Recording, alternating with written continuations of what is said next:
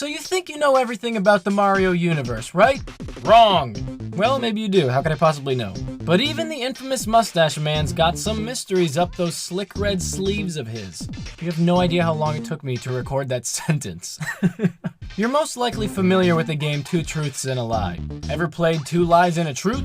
Me neither. But we're about to change that with a similar trivia-styled game we're calling Is It True? Let's see if you can sort the truth from the lies without researching online. Think you're up for the challenge? Then let's go! The first game Toad starred in was Captain Toad's Treasure Tracker. The first game Toad starred in was Wario's Woods. The first game Toad starred in was Princess Toadstool Guard the Castle. Two of these statements are lies. Think you know which one is the truth? Well, you're about to, because the answer is B. If you were correct, give yourself a nice belly rub. If you were wrong, well, we can't all be winners.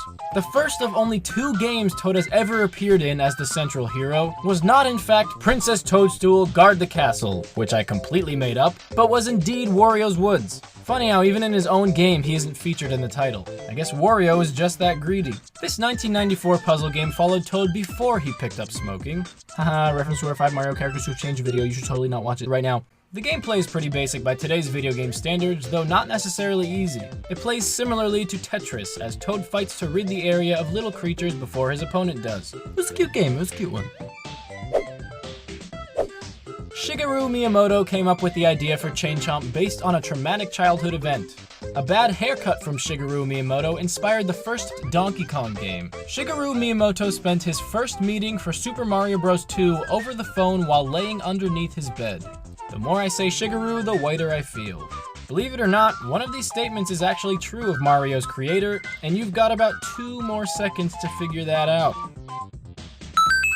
As funny as option C is to imagine, it is option A that is true. That's right, kids, the Chain Chomp was inspired by a traumatic event in Mr. Miyamoto's childhood. What better way to channel your worst memories than into your artistic endeavors? The Steven Spielberg of video games, as Time magazine once described him, found himself terrified one afternoon as a kid when a vicious canine came charging after him, baring its teeth for the kill. But just as BB Miyamoto was about to experience a large amount of pain from a bloodthirsty pup, the dog was yanked back by the chain that tethered it, thus allowing Miyamoto to run away free and unhurt. And the rest is history. The Koopalings were named after musicians. The Koopalings were named after Miyamoto's ancestors. The Koopalings were named after historical figures in the Bible. Contrary to popular belief, these guys were not named after Bowser's dirty toenails. Shocking, I know. However, they were in fact named after musicians. For one reason or another, Bowser Jr.'s buddies were named after celebrated musicians, a few of which you may be familiar. There's Ludwig von Koopa, named after the renowned Ludwig van Beethoven, Iggy Koopa after Iggy Pop, Roy of Roy Orbison, Wendy O. Koopa, Wendy O. Williams, Morton Downey Jr., Lemmy Koopa after Motorhead frontman Lemmy Kilmister, and then there's Larry, who, well, actually, he's the only one that wasn't named after anyone in particular. He just, quote, looked like a Larry. Fair enough. Mario was once known as Mr. Video. Mario was once known as Jumpman. Mario was once known as Osan, or Osan. You may think you know the answer, but you may be wrong. But actually, you're right. You're all right. Why? Because Mario was referred to by all of these names at one point. 'Twas a trick question. Most of you may know that before Mario, Nintendo's frontman was known as Jumpman in the infamous Donkey Kong arcade game. However, even before Jumpman, Mario was first called Osan, the Japanese term for middle-aged man, later followed by Mr. Video. Neither name stuck, obviously. Even Miyamoto himself once stated that if Mr. Video had not have been renamed, he likely would have disappeared off the face of the earth. Can you imagine a world without Mario? Kinda sad. Luigi is 49 years old. Peach is 15 years old. Mario is 24 years old. The funny thing is, none of these ages seem accurate, but one of them has been confirmed by Miyamoto himself.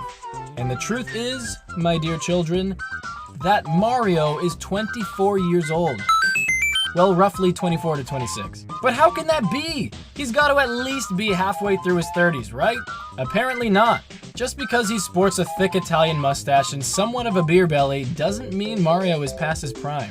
In a somewhat recent interview with IGN Japan, Miyamoto comments that although it's a common misconception that Mario is in his 40s, the plumber was in fact meant to be, quote, a young guy at the age of 24 or 26. I guess that explains why he's so agile. But take a look at this edited photo.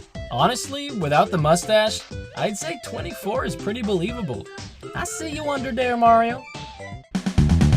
So, were you able to spot the lies? How many did you guess correctly? Let us know in the comments. Thanks for watching, guys. If you enjoyed this video, help us out by giving it a like or sharing it with your friends. And don't forget to subscribe to Erickson Gaming for more life-altering videos like this, as well as tournaments, discussions, contests, live streaming, and much more video game content. Have a nice day, everybody.